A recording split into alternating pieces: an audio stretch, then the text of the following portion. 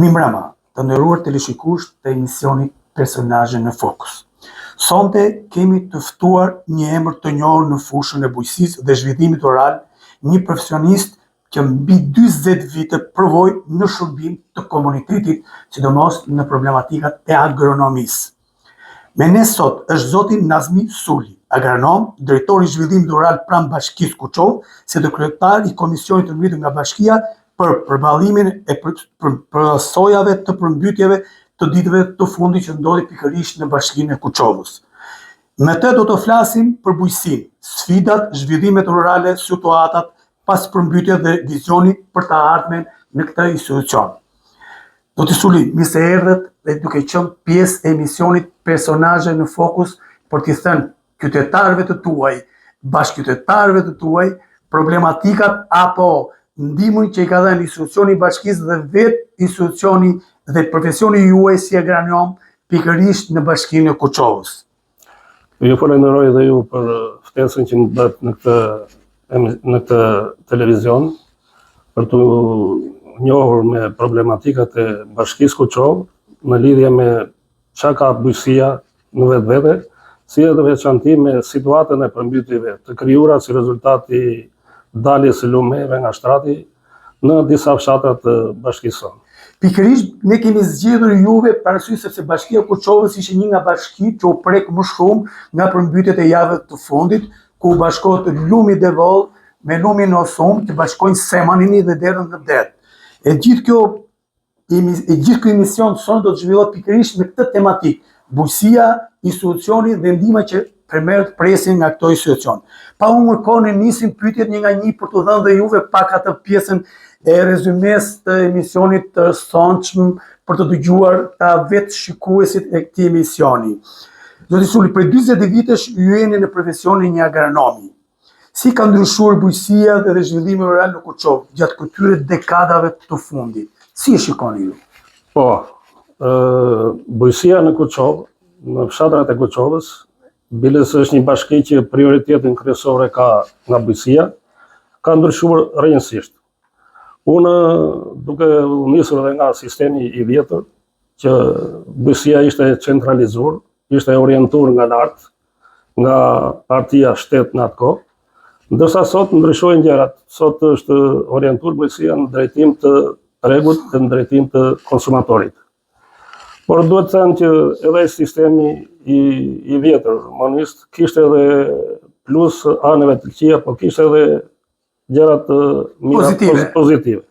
Unë mund të përmend dy gjëra që lidhen dhe me situatën që e përmbytjeve. Sistemi i kullimit në atë kohë funksiononte normalisht. Vinte vjeshta, muaj nëntor duhet të ishin gati kanalet me urdhër të qeverisë, të ishin gati sistemi i kullimit. Po kështu dhe sistemi ujitjes ishte në gatishmëri. Edhe këto ishin me urdhër, sepse punonin ndërmarrje të veçanta, bonifikimi, SMT-ja që ishin në ndihmë të kooperative bujqësore apo të ndërmarrjeve bujqësore.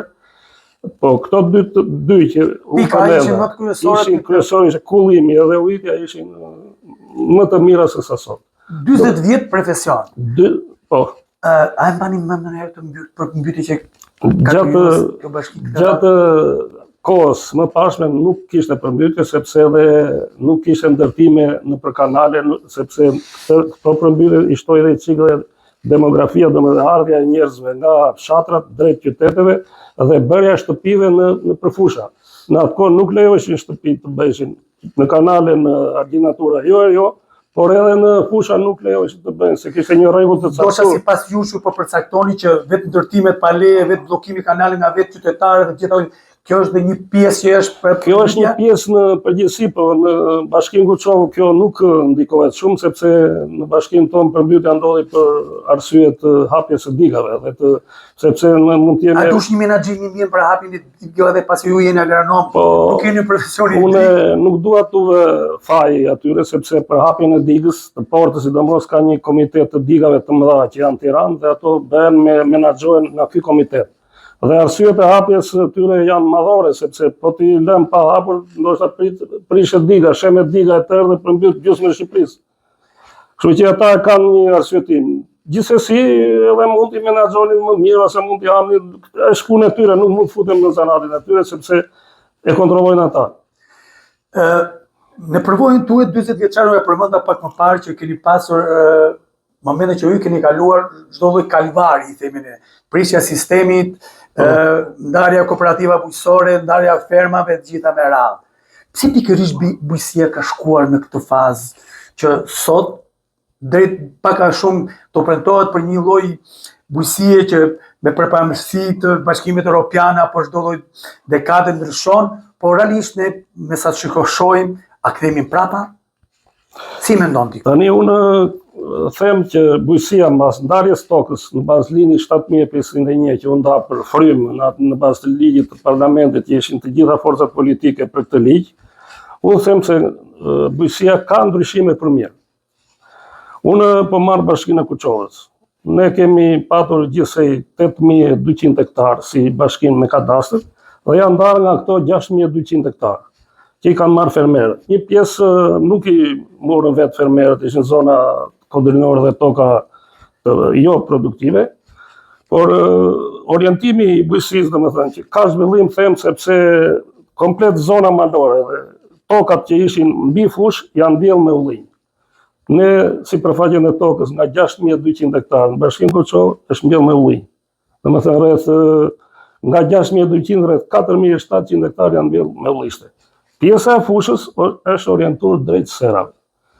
Në atë kohë nuk ishte kjo sasi e serave, që është sot, kjo sipërfaqe dhe kjo cilësi e serave. Janë 73 hektarë sera të mbjellë në të tre njësitë të Bashkisë Kuçovë. Pjesa më e madhe janë njësinë kozare.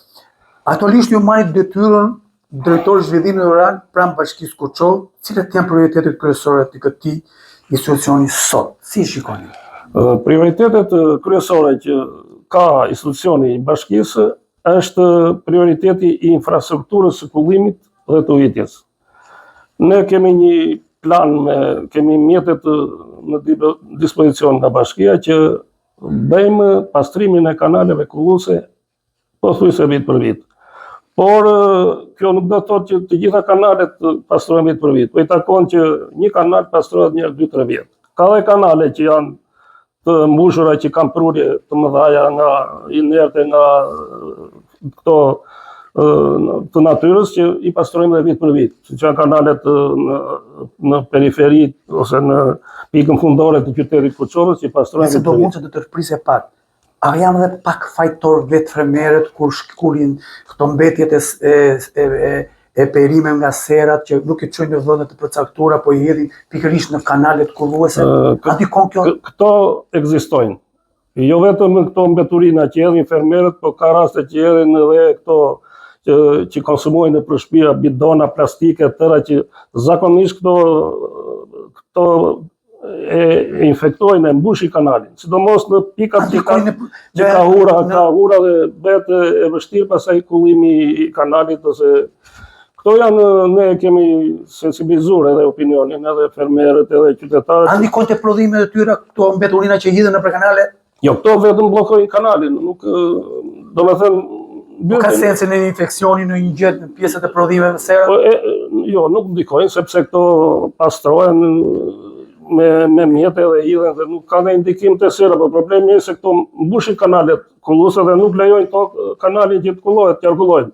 Ose në disa raste bllokojnë urat, se fermerët që kanë bërë këto ndërtime tani kohët e fundit nëpër toka, afër kanaleve, kanë bërë dhe ura, kanë ndërtuar ura, të cilat nuk i përgjigjen për masave të kanalit. Në këto raste edhe kemi prishur këto ura për të qenë kanali që ketë parametra, se kanali ka parametrat e gjerësisë dhe gjatësisë të tij. Unë pak më lart u bëra një pyetje para kaluar tek ajo pyetja tjetër që ju jeni një provojë 40 vjeçare në profesionin tuaj agronom. Edhe besoj keni parë në një përmbytje të tillë si ka ndodhur javën e parë në Bashkinë e Kuçovës? Jo, këto prurje të mëdha të shiut ose rënje të përmasave të shiut, këto ndodhin shumë rrallë. A ndikon keq kjo në infrastrukturën bujqësore? Po, patjetër ndikon, sepse këto gjëra unë edhe me fermerët, se dhe unë jam i vjetër mbaj mend që kjo prurje madhe, për shembull, e shiut që ndodhin në zonën e Kuçovës ka ndodhur në 82-shin. por me një ndryshim që në atë kohë nuk ishte kaq ndërtim serash dhe kaq ndërtim shtëpish në fushë. Prandaj to ndodhin, por gjithsesi kjo përfaj nuk ishte përfaj të kanalet, se kanalet ishin të pastruar. Për ty pak në profesion. Edhe këtë e vërteton që nuk ishte përfaj të kanaleve, se me njëherë sa u mbyllën digat, domethënë jo u mbyll fare, po u zvogëlua për masa e portës digës, uji u tërhoq me njëherë nga tokat dhe as 24 orë nuk që uji në tokat bujësore. Meqense uji ka ndetur 24 orë mbi tokat bujësore, si ndikon faktikisht mbajtja e tokës bujësore apo serave apo çdo gjë e qëndrueshme 24 orë në lagështinë e 1 metër uji? Ja, po ta shpjegoj, përmbytja në total ishte 600 hektar në bashkinë tonë. Por kjo nuk ishte, nuk u dëmton këto 600 hektar. Biles parcelat që ishin miell me grur, me jonç, apo me kulturë foragjere të tjera, nuk patën dëmtime. Sepse nuk kishte prurje të ngurta, inerte që ta mbathte tokën me lum dhe të ndikonte negativisht tek bima. Bimët tani tërheqja e ujit, gruri është normalisht, nuk ka dëme, jonxhat nuk kanë dëme, dëme kanë vetëm serat, sepse uji u fut në serat, se niveli ujit u ngrit 1 metër. Dhe sera ka vetit e saj që është e mbyllur, lagështia nuk del me njëherë, domethënë fermerët dhe tani mezi futen me çizme nëpër serat. Departamenti i Televizionit Apollon ka qenë prezencë në gjithë angazhimin që ka pas institucioni i bashkisë në lidhje me ngritjen e grupeve të punës, gatishmëria e institucionit të bashkisë, gatishmëria e gjithë veglave të pjesës së drejtorive apo njerëzve që ishin pjesë aktive në këto ambiente. Por realisht pyetja ime ishte kjo që si ndikon lagështia te pjesa e këtyre fermerëve që kanë prodhimet e tyre bujësore, një pjesë e tyre që normale totalisht u shkatëruan, por a kanë vështirësi toka më pas? Po, lagështia ndikon negativisht, sidomos në serat, e theksoj edhe një herë, sepse sera që të vinë përsëri për të mbjellë, do një kohë të gjatë që të thahet, të punohet, do 1 muaj e gjysmë, që të përgatiten nga para dhe të bëhet e gatshme për të mbjellë. Domethënë kjo është një argëzim kohë, është një kohë gjatë e fermerit për të futur në treg, sepse në atë kohë që fermeri del nuk janë këto çmime sot, dhe nuk të rriqen prodhimet siç janë sot në të kohë që fermeri ishte përgatitur për të shindur. Sepse prodhimet që ka aktualisht, sa ishin fidan që ka blerë fermeri, ishin në fazën e mbjelljes 2-3 ditë, sa ishin në fazën e lulëzimit, qoftë të domates, qoftë të speckës, qoftë të trambujve.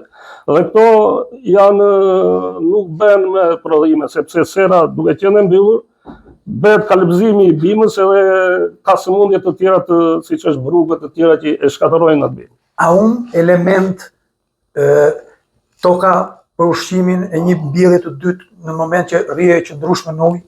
Jo, elementet të ushqyesë të tokës nuk mbasen, se janë aty, po vetëm vonohet vetëm përgatitja e saj për të mbjellë. Si edhe vlera e fidanit, se një fidan speck apo domate kushton mesatarisht 300 lekë të vjetra. Në një dulim serë që ka do. Përveç fidanit të mbjellur nuk ka asnjë lloj humbje vlera ushqyese toka që jo, vlera ushqyese tokës nuk, për mendimin tim si specialist nuk ka, sepse aty e ke atë sasi që erdhi, biles ndoshta edhe pruri dhe elemente të tjera ushqyes brenda sasisë serës. Se nuk me përjashtim do një sere që e ka gërruar dhe ka marrë pjesën aktive të tokës. Kemi 1-2 raste të lumit që ka dalë nga shtrati, ka qenë rrëmbyshur dhe ka marrë pjesën aktive të tokës. Ka kaluar pyetje tjetër, pa të dëmet familjare? Në mbjellje familje brenda?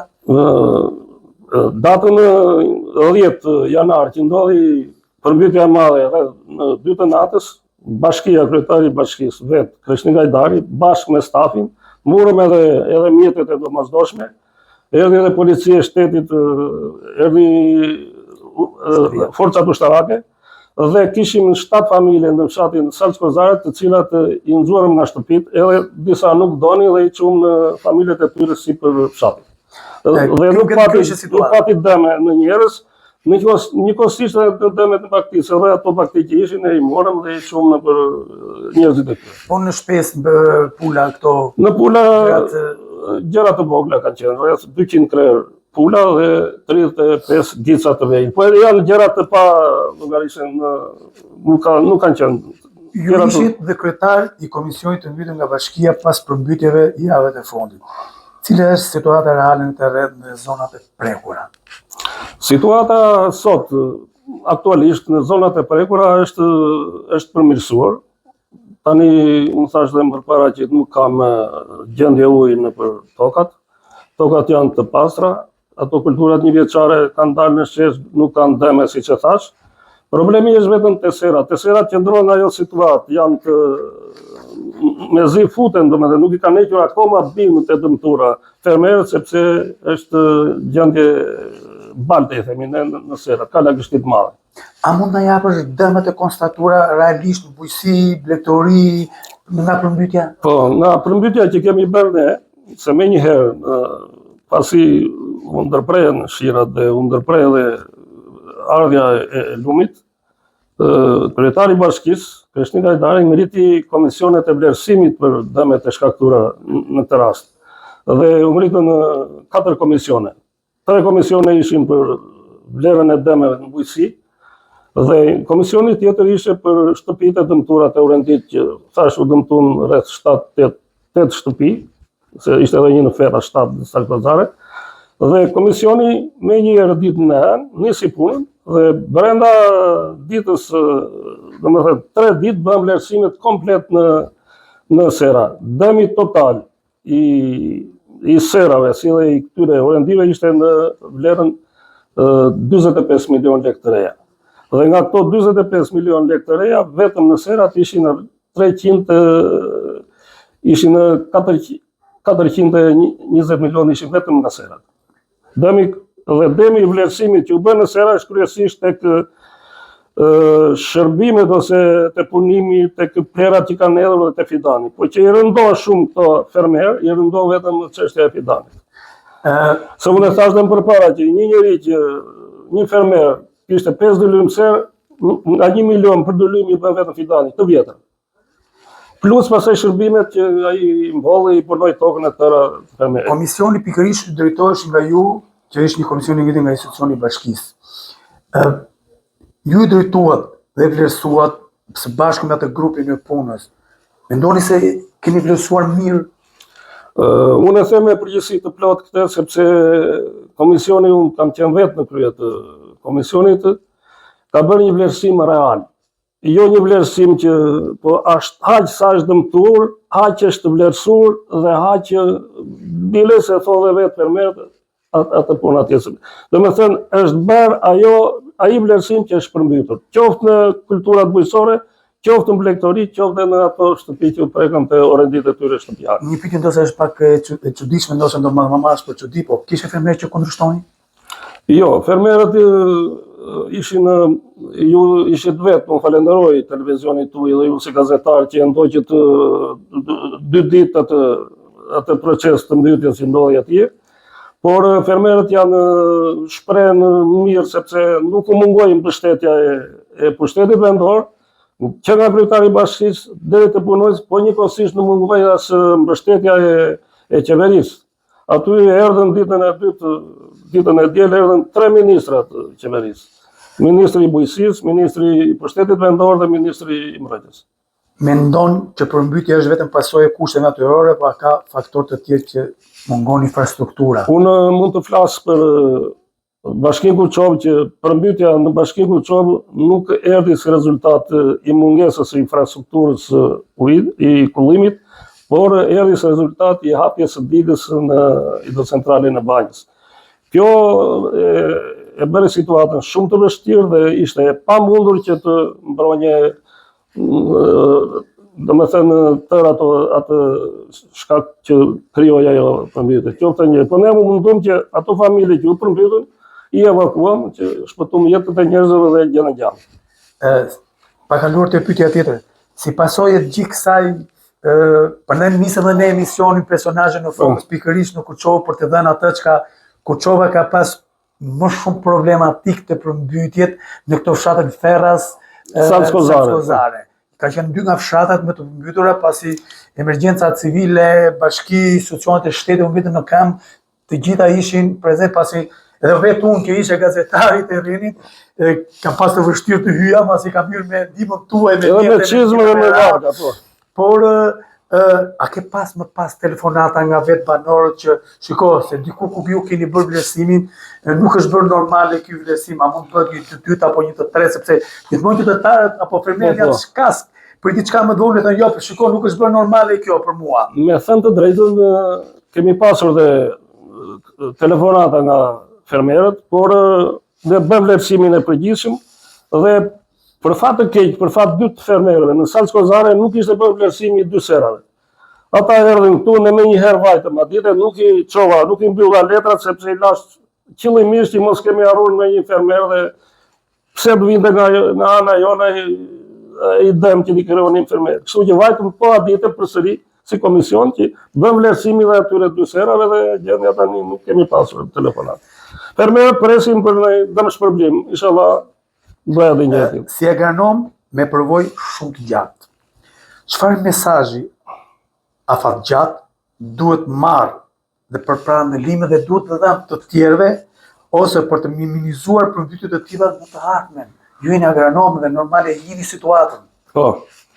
Unë për fermerët që janë shumë punëtorë të zonës time të bashkisë, këtu nuk ka problem tokë të papunur, si që ndodhë për shemë në bashkitë të tjera, sepse janë njerëz punëtorë, të cilët i kanë dhe vetes detyrë të punojnë, të prodhojnë ato prodhimet atyre me cilësi, edhe të janë të pëlqyeshme nga konsumatori, qoftë serat, qoftë kultura e vullit që dominojnë këtu të bashkia jonë. Them që të kemë kujdes në të mos ndotin kanalet kulluese dhe t'i mbajnë ato të pastra dhe atje ku kanë bërë urat që kanë bërë ndërtimet e shtëpisë, t'i mbajnë të pastra në bazë të një kontrate që ata kanë bërë me bordin e kullimit për to kanale në atë kohë kur nga bërë shtëpit apo me urbanistikën. Do me t'i mbajnë gjithë një të pastra. Sa të informuar dhe të përfshirë janë fermerë në politikat e zhvillimit rural dhe programet që ju i jepni mbështetjen? Po. Fermerët tanë janë të ne i kemi sensibilizuar fermerët, i ndihmojmë ato sepse ja tani është koha e aplikimit të tyre për subvencionet, në naftë, subvencionet në bujësi në bazë të numrit krevë dhe në bashkëpunim dhe me specialistët e drejtorisë bujësisë këtu në qytet apo në Berat, kemi një marrëdhënie të mirë dhe kemi thënë dhe i kemi sqaruar fermerët që të aplikojnë sa më shumë në bazë të kritereve që janë të subvencioneve. Unë në bazë të këtyre kriterëve kam dhe me që jemi këtu në televizion që kam dhe një vërejtje për ta që i kanë artur këto detyrat ose programet për subvencion ose kriteret që kriteret duhet të jenë më gjithëpërfshirëse.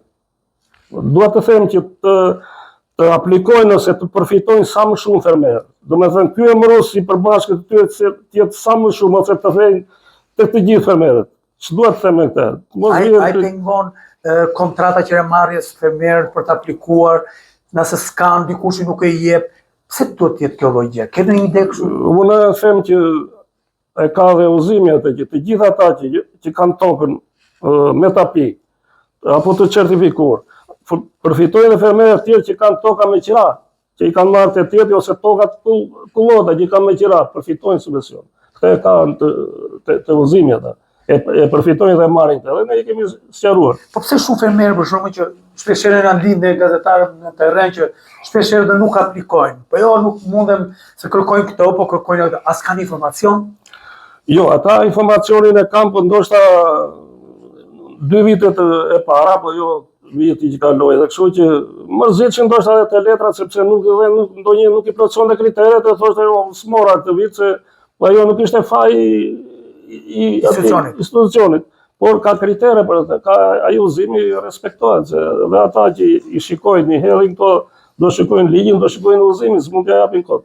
Megjithatë këtu tek ne ka raste të rralla që nuk aplikojnë.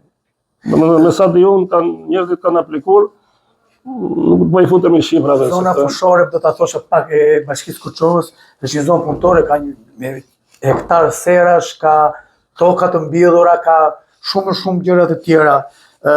Përkundër se në zonën e Bashkinë të Kuçovës shpeshherë janë bërë dhe panajire në lidhje me agrokulturën, prodhimet bio e të gjitha me radhë. Si e shikon këtë? Unë e thash në fillim që zona, fermerët e zonës tonë janë shumë punëtor dhe prodhimet e tyre hecin. Të shikosh domatet, varietetet e domate, po të speckës kapit të skuqur, është të vjen qef kur e shikon. Kjo është në sajt të punës tyre, të dorës tyre që punojnë, që e kanë me qef dhe e bëjnë mirë atë punë. Për të kaluar te pyetja e radhës, cilat kanë qenë sfidat më të mëdha profesionale dhe në profesionin tuaj në karrierën 40 vjeçare në shërbimin e bujqësisë? Tani bujqësia është një sektor që gjithnjë ka sfida. Ne i themi bujqësia është një shtëpi pa çati, sepse ndodhin fatkeqësi natyrore, breshe ka ndodhur, ka rënë breshe, këtu kemi bërë vlerësimet e për breshin. Ka pasur stuhi që kanë prishur edhe serat, domethënë ka pasur fatkeqësi në natyra. Si edhe përmbytjet që ndodhin këto kohët e fundit. Por gjithsesi ne u kemi qëndruar pranë fermerëve, pranë banorëve, me aq sa kemi pasur mundësi, ti ndihmojmë, ti japim udhëzime për çdo gjë, për çdo gjë që duhet përfitojnë ata edhe nga shteti. A është i vështirë profesioni i agronomit prej 40 vitesh? Profesioni i agronomit është një profesion, për mendimin tim, që është një si ai profesioni i doktorit, që ne kur shikojmë një bimë na bëhet qefi që është në kushte normale, ose bima e domates që është e pastër, pa sëmundje, pa prekur, ose kokra e ullirit që është kokremati berati, që është varieteti që dominon të ne, është i pastër, i pa syrin e pallojit, është një sëmundje që prek atë që e kalbëzen, ose pa mizën, pa dëmtur mizën e ullirit, të bëhet qefi. Për mua është një profesion që duhet të vend të rinj dhe të vend të ky profesion, se nuk ka profesion më të mirë se sa agronomi. Para se ne të kalojmë te pyetja e fundit për të mbyllur dhe emisionin e sotshëm, do kishte një mesazh para një mesazhi të fundit? Unë mesazh për fermerët duhet të them që fermerët edhe pse punojnë duhet të jenë të kujdesshëm sidomos në përdorimin e pesticideve. Sepse kohët e fundit ka dalë vaj ullirit i ndotur, me ndotje kimike. Apo dhe kultura e domates, kokrat e domates kanë dalë me të ndoturat, domethënë i kanë nxjerrë, dhe janë kthyer, ose agrumet që keni dëgjuar dhe ju në media. Unë i them që fermeri në spërkatjen e këtyre ose në përdorimin e këtyre medikamenteve duhet të orientohet tek specialistët. Qoftë sepse ndihma jonë, qoftë e specialistëve të bashkisë apo e specialistëve nuk mungon. Dhe duhet të zbatojnë kartelin librin e fermerit, se i kanë të shkruar atje. Atë duhet ta lexojnë mirë dhe të zbatojnë ato. Nëse dolet tek ajo pjesa e mirë që unë do ta bëja si pyetje, po më dolet vetë ajo pjesa, prandaj të dasha të pyetjen në fundit, që si shikoni këtë se shpeshherë fermerët shqiptar në thonjza apo prodhuesit shqiptar goditen nga shumë organizma të ndryshme që prodhimet shqiptare kanë në pesticide të shumta, a nuk kontrollohen këto nga agronomët, apo thjesht fermeri shkon aty te pika merr çfarë do bën, çfarë do dhe s'ka si kontrollues, apo është thjesht një lojë politike ekonomike për shteteve? Kjo ka ndodhur, sepse preparatet për shembull po marr kulturën e ullirit. Kultura e ullirit zakonisht fermerët spërkasin ferra, i themi në mezh, ose bimësin që rrethon ullirit. E spërkasin me radap. Po marr një shembull. Radapi ka veti që futen në sistemin rrënjor dhe e than edhe kallamin ose këto që ndallen për kanale. Bimë të egra. Mirë, po duke përdorur këtë preparat ka efekt që të dëmtojnë, sepse edhe ulliri, dhe kokrën e ullirit, dhe vajin kur bëhet vaj. Kjo është ndotja që kanë nxjerrë dhe vaj ata të ndotur. S'duhet përdorur në asnjë mënyrë radapi, po marr një shembull në heqjen ose në tharjen e këtyre bimësive të ferra. Afër pemëve. Afër pemëve. Po kështu edhe domatja, nuk duhet spërkatur me ato preparate që vendosen që i krijojnë ndotje kimike. Prandaj po them që fermeri ka një librin e tij, librin e fermerit i themi ne. Ai duhet ta zbatojnë atë, duhet të pyesin agronomin. Pavarësisht se kjo duhet bërë dhe duhet forcur dhe nga shteti me ligj të mos përkasin ata prodhimet pa agronomin. Se agronomi është ai që thotë do ta përkas me tek mos e përdor këtë sepse po të vesh te farmacistët bujësor. Pa pyetur agronomin ai ka drejt tjetër do shesë. Kjo duhet sankcionuar çik më fort e ligji, jo se s'është ligji ka, sepse u thashë, është ai libri i fermerit që i balancon këto i rregullon, po duhet i çik kontroll më i rrethë. Pasi ju keni qenë kryetari i komisionit të verifikimit të problematikave të maspërmbytjes në fermerët e zonës së Kuçovës, pasi keni bërë përmbylljen gjithë, si ka qenë komunikimi ju me institucionin e bashkisë, pasi ju keni qenë kryetari i komisionit, çfarë vlerësimi jep vetë institucioni juaj? Neve vetë bashkia, vetë kryetari i bashkisë na ka ngritur komisionin. Biles na kontrollon dhe për ditë na thërrisën ç'a faze jemi, sa keni vlerësuar dhe sa ngelen dhe hajde të mbarojmë sa më shpejt dhe ideja e kryetarit të bashkisë ishte që mos linim asnjë fermer pa u vlerësuar. Për dëm shpërblimin pastaj ne kemi informacione të mira, si vjetë që mbase do të dëm shpërblim pak fermerët të qeveria. Zoti Suli, keni diçka tjetër për të thënë jashtë çdo itinerarit të institucionit që ju drejtoni si agronom? Jo, s'kam gjë tjetër, vetëm thatë ju që kam një eksperiencë të gjatë në këtë punë, unë uroj që edhe të gjithë trupi i agronomëve, të gjithë kolegët e mi, të punojnë sa të mundësi në ndihmë të fermerëve, që fermerit të dalin treg me prodhime sa më të mira dhe të pëlqyeshme nga konsumatorët. Zoti Suli, faleminderit që ishte në këtë bisedë të hapur me ne, për të ndarë përvojën tuaj shumë vjeçare, jo vetëm si agronom, po thjesht dhe si një drejtues pikërisht në bashkinë e Kuçovës, duke qenë mbështetja e fermerëve. Faleminderit dhe ju që ishit pjesë e kësaj bisede kaq të gjatë. Faleminderit ju shikues të emisionit Personazhe në fokus që na ndoqët pikërisht në këtë emision të sotshëm. Qëndroni në programet e televizionit tonë dhe më mirë do të jemi në emisionet e ardhshme. Dhe çdo shtunë sjell një personazh. Mirë takoshim të shtunën e ardhshme.